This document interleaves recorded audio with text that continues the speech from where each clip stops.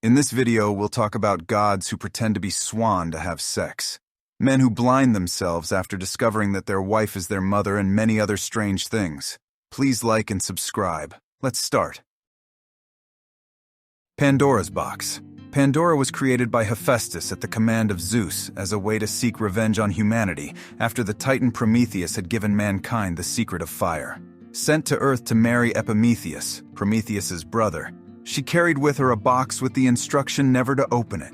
However, unable to contain her curiosity, she opens it and releases all the evils previously unknown to humankind: diseases, war, lies, hatred, etc.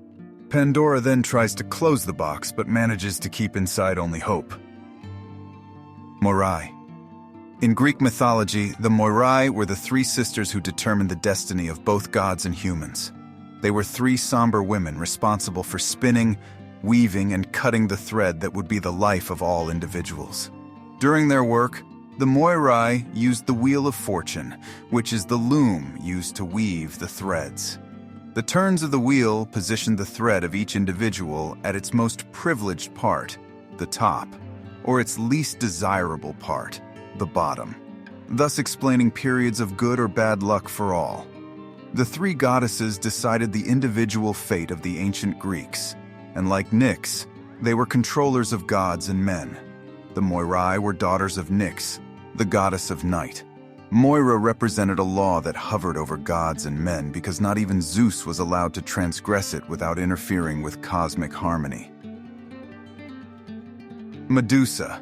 In Greek mythology, Medusa was a female chthonic monster, one of the three Gorgons.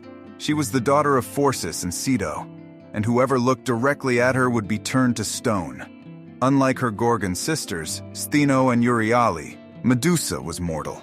She was beheaded by the hero Perseus, who later used her head as a weapon until he gave it to the goddess Athena, who placed it on her shield.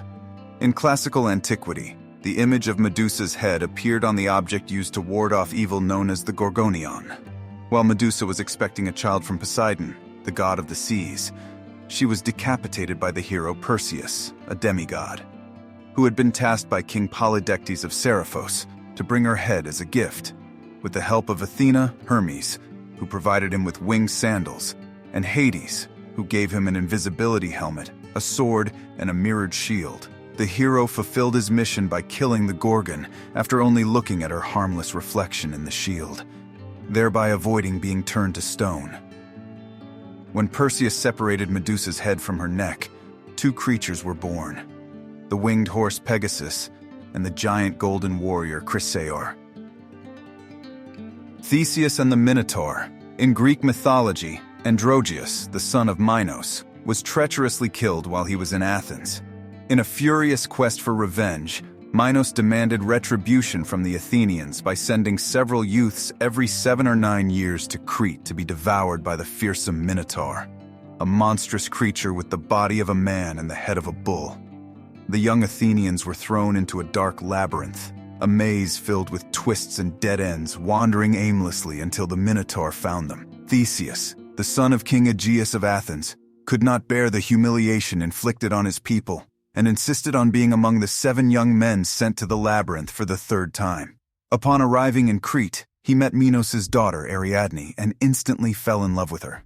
Ariadne, smitten by Theseus, provided him with a clever solution. She gave him a ball of thread, known as Ariadne's thread, and advised him to tie one end to the entrance of the labyrinth and unwind it as he progressed through the maze, enabling him to find the way out after slaying the Minotaur. Armed with the thread, Theseus bravely ventured into the dark passages, ultimately managing to defeat the Minotaur by severing its head, thus putting an end to Minos' vengeful rage. Following Ariadne's thread, he successfully retraced his steps and found his way back to the labyrinth's entrance. Theseus and Ariadne set sail on his boat, embarking on the journey to Athens together. However, during a stop on the island of Naxos, their love encountered an unexpected twist. In a dream, the god Dionysus appeared to Theseus, instructing him to leave Ariadne on the island, as she was destined to become Dionysus's wife. Thus, Ariadne remained in Naxos and married Dionysus, while Theseus reluctantly returned to Athens. The two lovers never met again, their paths forever diverging. Daedalus and Icarus.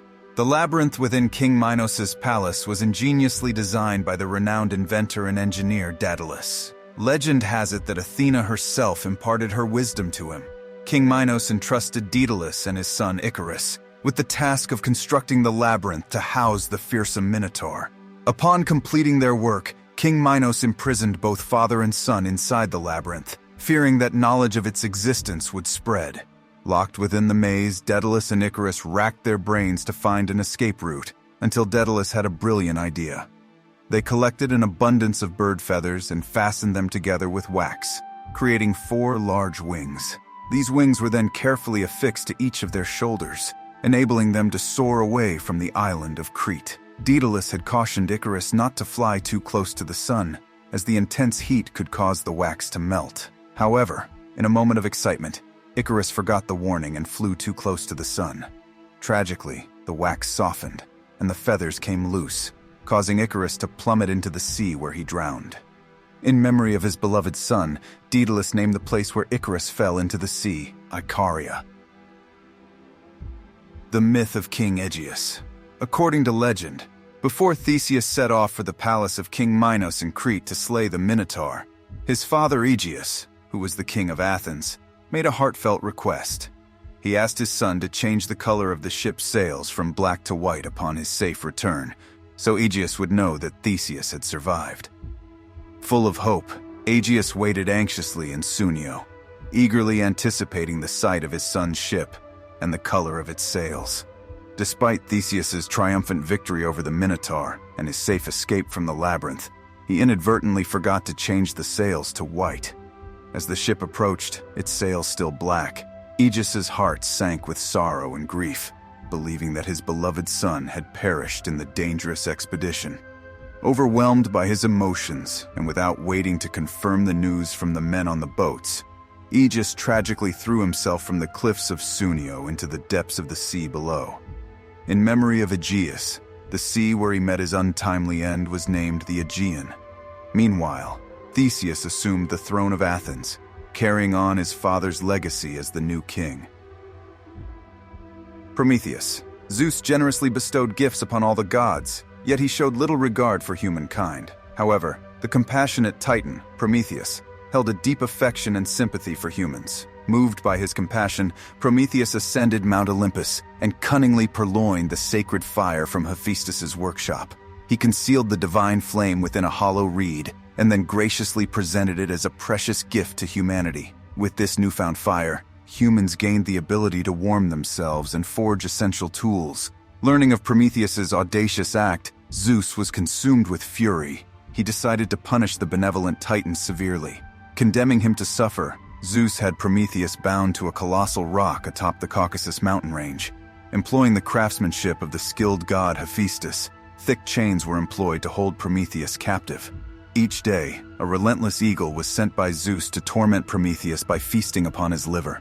For 3 long decades, Prometheus endured this agonizing punishment, until a heroic figure emerged to end his suffering. Hercules, the esteemed demigod and son of Zeus, ultimately liberated Prometheus from his harrowing torment. The myth of Apollo and Daphne. In Greek mythology, Daphne was a naiad nymph, the daughter of a river god, renowned for her exquisite beauty, which caught the attention of the god Apollo. However, Daphne was resolute in her decision to remain unmarried and untouched by any man throughout her life. According to the myth, Apollo had been taunting the god of love, Eros, and in retaliation, Eros shot 2 arrows, a golden one that struck Apollo, making him passionately enamored with Daphne, and a lead one that instilled Daphne with a deep aversion for Apollo. Under the spell of the golden arrow, Apollo relentlessly pursued Daphne, while she continued to reject his advances. Apollo professed his eternal love to her, but Daphne sought refuge with the river god, Peneus, pleading for his intervention to free her from Apollo's pursuit. In response, Peneus transformed Daphne into a laurel tree through metamorphosis.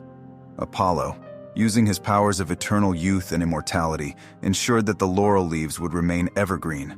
The transformation into a tree was believed to be the only way for Daphne to escape Apollo's amorous intentions. Even after her metamorphosis, Apollo revered the laurel plant and vowed to always wear its leaves as a symbol of his enduring love. In this way, Daphne remained with Apollo in a different form, forever intertwined with him through the laurel tree. Goddess Athena and Arachne. Long ago, there lived a splendid lady named Arachne, whose name in Greek meant spider. She possessed remarkable skill in the art of the loom and wove with exquisite beauty. So confident was she in her abilities that she dared to claim she could outweave Athena herself, the revered patroness of the weaving craft. In an audacious display of pride, Arachne even challenged the goddess to a contest. Athena, not one to shy away from a challenge, accepted Arachne's proposition, and the weaving competition began. As the looms hummed with their artistic prowess, Athena wove a magnificent tapestry depicting her fierce battle with Poseidon over the naming of Athens.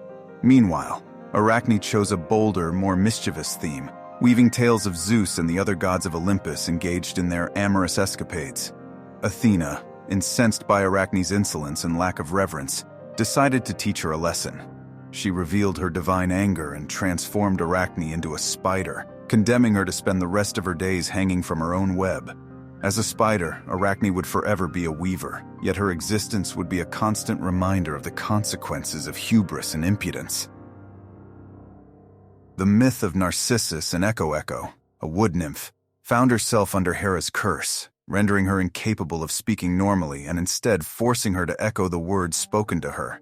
While wandering through the mountains one day, she encountered the irresistible and charming Narcissus. Despite her deep affection for him, Echo couldn't express her love due to the curse. Instead, she trailed him from the shadows, silently and ardently, patiently waiting for the right moment to act. Narcissus eventually sensed her presence and inquired, "Is anybody here?" Echo softly responded with a simple, "Here." Their ensuing conversation became perplexing and repetitive, until Narcissus invited her to reveal herself and engage in a romantic encounter. Yet, as soon as Echo emerged, he callously rejected her, choosing death over being with a wood nymph. Devastated and heartbroken, Echo sought refuge in a cave, losing all desire for sustenance.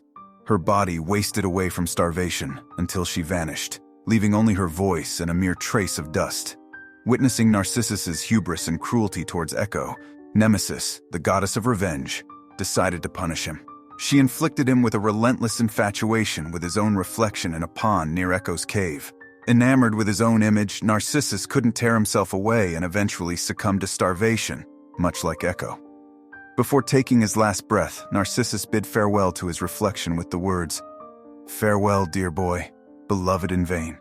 As he breathed his final sigh, Echo's voice echoed his last words from within the cave. To this day, in caves and labyrinths, Echo still repeats the final words or phrases spoken, an eternal reminder of her tragic tale. King Midas and his golden touch. In Greek mythology, Midas reigned as the king of Phrygia, residing in a castle with a magnificent garden where roses bloomed abundantly, each bearing 60 blossoms of exquisite fragrance, as described by Herodotus. One fateful day, some of Midas's people stumbled upon a drunken old man near the enchanting garden and brought him before the king. To Midas's surprise, he recognized the old man as Silenus, the satyr and closest reveler of the god Dionysus. Instead of punishing Silenus, Midas graciously hosted him for 10 days, providing food, drinks, and entertainment. In gratitude for Midas's kindness, Dionysus offered to grant him any wish he desired. Driven by his greed, Midas asked for the power to turn everything he touched into gold. Initially, this unique ability brought him immense wealth and power. However, he soon realized that it was more of a curse than a blessing. Even the simplest things he touched, like water and food, turned into unyielding gold. Midas found himself unable to relish life's pleasures anymore, trapped by his own wish. Overwhelmed by regret, Midas sought out Dionysus once more, beseeching him to reclaim the ill-fated power. He yearned to be free from the golden prison he had created for himself. The fateful love of Orpheus and Eurydice. In Greek mythology, Orpheus was renowned as the world's greatest lyre player, capable of charming rocks and rivers with his music. When he fell deeply in love with Eurydice, he wooed her with the enchanting melodies of his songs. Their marriage, however, was short-lived, as Eurydice tragically succumbed to a viper's bite and passed away. Devastated by grief, Orpheus embarked on a perilous journey to the underworld, determined to persuade Hades and Persephone to allow his beloved bride to return to the realm of the living. Using his musical prowess, Orpheus managed to lull Cerberus, the fearsome three-headed dog guarding the gates, into slumber. Moved by Orpheus's hauntingly beautiful lyre playing, the king and queen of the underworld were swayed to grant Eurydice a chance to live again. However, there was a condition. As they ascended from the darkness of the underworld to the realm of light, Orpheus must not look back at Eurydice until they were completely out of the shadows. Filled with doubt and suspicion, Orpheus began to fear that the gods were playing a cruel trick on him, and that Eurydice might not be following him at all. Unable to hear her footsteps, he ultimately lost faith, and, just a few meters from the exit, he succumbed to temptation and glanced back at his beloved. Tragically, Eurydice was indeed behind him, but as a mere shade, a fleeting presence in the darkness. Her chance at returning to the world of the living was lost forever, as she slipped back into the depths of the underworld, now forever trapped in Hades' realm. The tragic hero, Oedipus, Laius, the king of Thebes and husband to Jocasta, received a prophecy from Delphi stating that his own son would bring about his death and marry his wife. In fear, Laius had his baby's ankles tied and left on a mountain to die. Fortunately, the baby was rescued by a shepherd who gave him to the childless king and queen of Corinth. They named him Oedipus, meaning swollen feet in Greek, and raised him as their own. As Oedipus grew older, he visited the oracle at Delphi and was horrified to learn that he was destined to kill his father and marry his mother. To avoid this fate, he stayed away from Corinth and, unknowingly, encountered his real father, Laius, at a crossroads, leading to a fatal confrontation. Afterward, Oedipus arrived in Thebes and tackled the riddle of the Sphinx, earning him the throne and marriage to Jocasta, his own mother. Together they had 4 children, unaware of their tragic familial connection. Eventually, a deadly epidemic struck Thebes, and seeking guidance, Oedipus consulted the oracle of Delphi. The oracle revealed that the epidemic could only be halted by finding and punishing Laius's killer. During the investigation, the truth unfolded, and Oedipus discovered the disturbing reality of his actions. Overwhelmed with grief and guilt, Jocasta took her own life. Upon comprehending the horrific consequences of his actions, Oedipus blinded himself with pins from Jocasta's dress as a punishment for his unwitting sins. Thus, the tragic prophecy was fulfilled in the most heart-wrenching way imaginable. The one-sided love story of Pan and Syrinx. Pan, the god of fertility and patron of shepherds and huntsmen in Greek mythology, presided over all rural activities and was the chief of the satyrs and other rural deities. Believed to be the son of Hermes and a wood nymph, Pan was born with a repulsive appearance, causing his mother to flee in dismay. However, Hermes carried him to Olympus, where his merry antics made him a favorite among the immortals, especially Dionysus. They named him Pan, meaning all in Greek, as he delighted them all. Pan's life was defined by his complex relationships with the nymphs. He deeply loved some of them, dancing and playing music together, while others despised him and ran away from him. Soon his issues with his mother also became apparent. The spirit of the reed tree came from a nymph named Syrinx. Pan fell in love with her and pursued her relentlessly, but she transformed herself into a reed tree to escape him. Pan eventually found her by the river, and after realizing the beautiful sounds produced by the reeds, he bound them together into a large flute and made enchanting music. From then on, he always carried his flute and played for the other nymphs to dance. The myth of Hermaphroditus. Hermaphroditus, the child of Hermes and Aphrodite, was raised by nymphs in the caves of Mount Phrygia. His face showcased the combined grace and beauty of his parents, which became the inspiration for his name. At the age of 15, he left his mountain home to explore Asia Minor and meet new people. While resting in the woods of Caria, he drank water from a spring named Salmachus. The nymph with the same name was enchanted by his beauty and attempted to seduce him, but he declined her advances.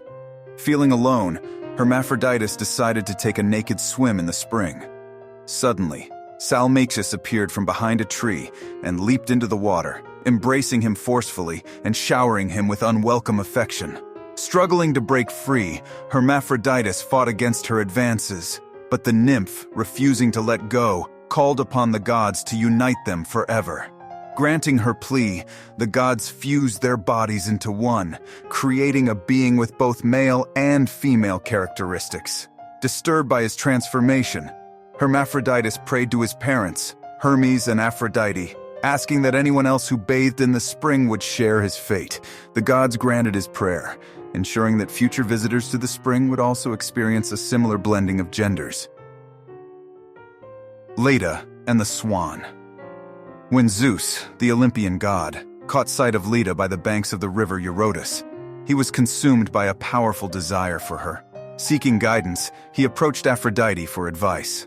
Aphrodite transformed Zeus into a magnificent swan and herself into an eagle, and together they engaged in a pursuit in the river valley. The swan, now Zeus, sought refuge in the arms of Leda, who embraced him lovingly and kept him warm. Strangely, 9 months later, Leda gave birth to not one, but 2 eggs. To her surprise, from these eggs emerged 2 pairs of twins. From one egg came Polydeuces and the beautiful Helen, and from the other, Castor and Clytemnestra. These children became famous and became central figures in many ancient tragedies. The myth of Andromeda and Perseus. In the ancient African kingdom of Ethiopia, ruled by King Sisyphus and Queen Cassiopeia, they had a daughter named Andromeda. One day, Queen Cassiopeia's prideful remarks about her beauty angered the mythical sea inhabitants, the Nereids, who complained to their father, Poseidon. In response, Poseidon sent a colossal sea monster to terrorize Ethiopia, including the vain queen. Desperate, King Cepheus sought guidance from Apollo's oracle in Delphi, which advised that the only respite would come from sacrificing their daughter to the monster. Reluctantly, Cepheus and Cassiopeia agreed to offer Andromeda to appease Poseidon. Chained to a seaside rock, Andromeda awaited her fate. Meanwhile, the heroic Perseus, returning from slaying Medusa with his winged horse Pegasus, spotted Andromeda and instantly fell in love with her. As the monster approached to devour her, Perseus valiantly fought it, and their battle raged on for some time.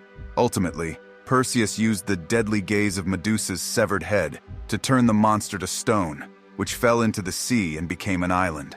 Perseus then freed Andromeda from her chains and took her back to King Cepheus's palace, where they married and lived happily, raising 7 sons and 2 daughters. Following Andromeda's passing, the goddess Athena honored her by placing her among the constellations in the northern sky near Perseus and Cassiopeia. And the myth of Niobe. Niobe, from Greek mythology, was the daughter of Tantalus and Dione, or Eurydice. She wed Amphion and had a total of 14 children, 7 boys and 7 girls. Boasting about her abundant offspring, she mocked Leto for having only 2 children, Apollo and Artemis. Leto, angered by Niobe's arrogance, punished her by sending Apollo to slay all of Niobe's sons with his arrows, and Artemis to take the lives of her daughters. Witnessing her lifeless children, Niobe fled to Mount Sipylus, where she transformed into a rock. This rock became known as the Weeping Rock. Interestingly, the Weeping Rock bears a striking resemblance to a female figure and can still be visited in present-day Turkey.